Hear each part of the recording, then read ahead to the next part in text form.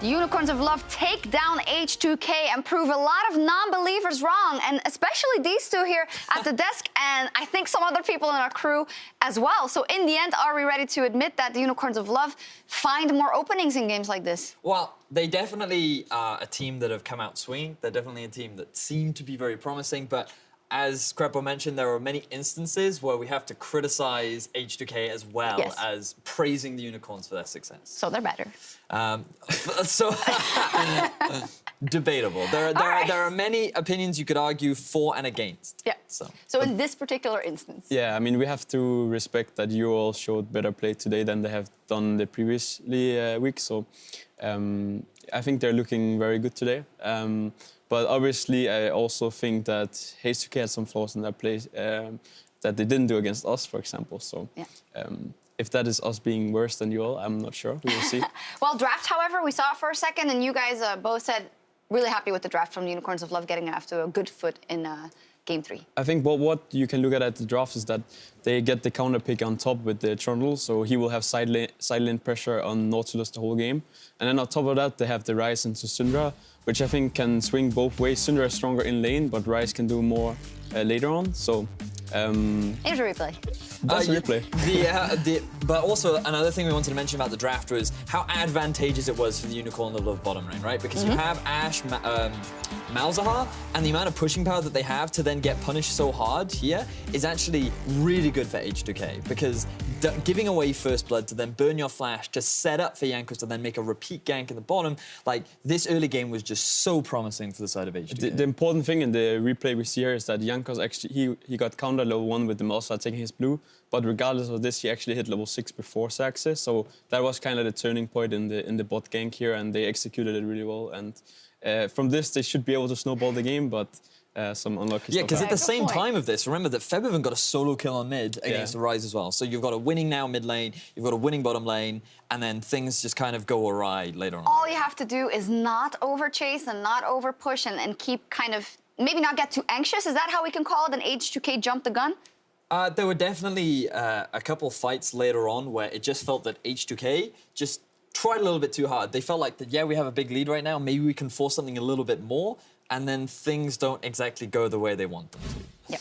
I honestly think, like, if you look at this, we can let the replay play, but looking at the replay, let's go, yes. They actually, I think they just get a little overconfident. Like, Odo just walks into 3 people, and here we see the balance of Malzahar, really nice champion. And then they just over-chase, and Jankos and Odo die really fast, and then it's pretty much just clean up for Rengar.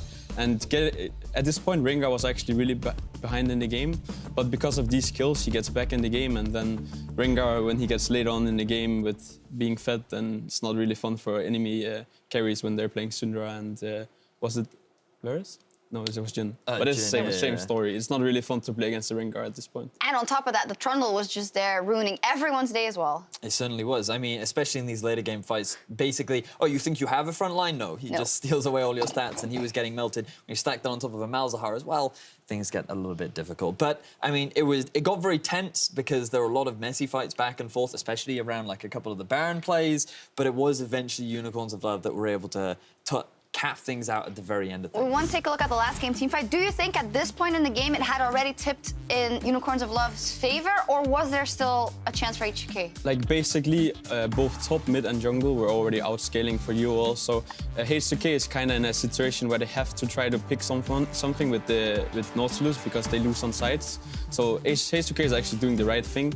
I think at this point they're just too far behind in the game. Like, they needed to get a bigger lead to be able to Nobody can burst anyone down. And then we see very balanced champion Rengar now, jumps into the carries and just... 2 versus 1. I mean, that's now twice that you've said, well, they have Malzahar, and obviously it's not that balanced because doing really well, Rengar, this and that.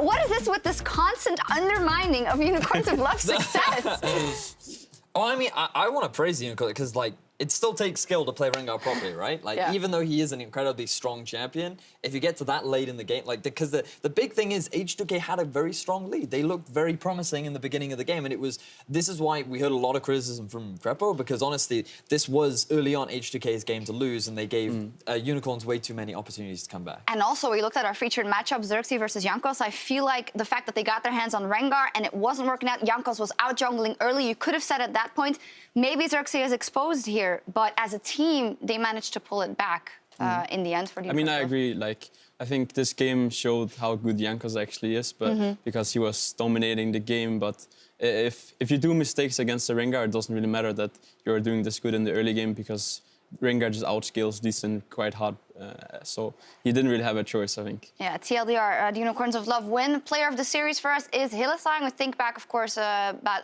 some of the Bard moves, maybe not that much. The Thresh in game 1 and then the last game as well on Malzahar, always pulling the trigger, and has been there for that team for so long. He was definitely smurfing on Thresh. All right, well, for more on that amazing Unicorns win, Dracos is standing by for a chat with Exile.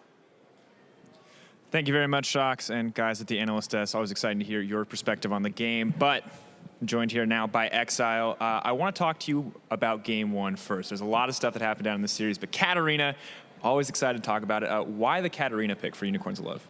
I think that Katarina overall is a good pick into Syndra, because most of the time you can push the lane first, and this is like considered winning the lane.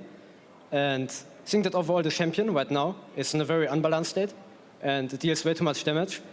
And yeah, it's also like it fitted into their team comp because they didn't really have too much CC, so I felt like it was a good pick. Regardless, I think I played it quite sloppy in team fights. I think I had like 1 or 2 good team fights, and yeah, I think the champion right now is pretty broken. Well, what we saw in that game was that you were kind of, we heard it from the caches, we heard it from the desk as well, pretty much the whole game relied on you consistently getting resets, finding ways to take people out in team fights. And I'm wondering how that affects you in game, knowing that you kind of have sole responsibility to carry in a lot of these fights. I think that it's not that of a big deal, because like we've all these comps we've practiced in scrims, right? Like, so nothing's really new to like every one of us. So I think that's just like a normal situation that we just handle. All right, well, speaking of that, you handled Game 3 pretty well despite falling behind at an early deficit. I'm curious as to what the comms sound like for Unicorns of Love. Are you guys able to keep it together when you're at a deficit, or what does it sound like? We knew that our comp is like outscaling the enemy comp really hard, and that we have like a 1-3-1 setup, which is like winning. So we had like our win condition over this, and yeah, we were just looking for situations where we could come back. And yeah, this is what we found eventually in the game, and then we like took the opportunity and made it finally.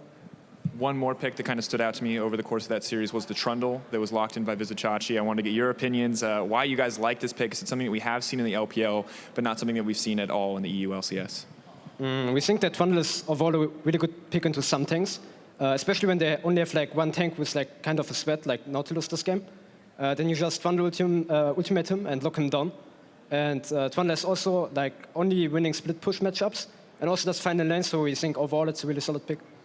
All right, now final question. Our next matchup, it's G2 versus Misfits. Misfits on the rise, G2 undefeated as well. Who do you think is going to take this one in the end, and what do you think the score will be? I think that G2 is going to take it 2-0, because I think that G2 is an insanely good team. Like, whenever we scrim them, we see like something that, you know, this is kind of unique as a team, that they like invent stuff while they're scrimming, and this is like really nice to see. All right, well, thank you very much for your perspective. We'll have to see how it unfolds, but that's going to do it here for us. We're going to toss it to a quick break, but when we get back, G2 versus Misfits, winner take all.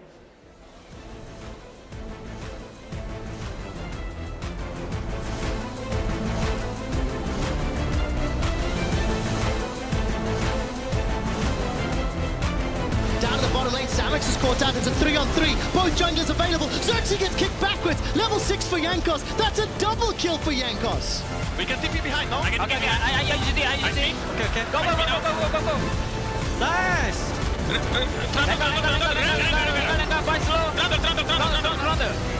Ash Arrow sidestep. Here comes Nuclear. Needs to be careful. Aggressive flash. Exile is sent packing. Here comes Xerxes. Gets another. Syndra. I don't know flash. I silence. 2 seconds silence. I can kick Syndra. Okay.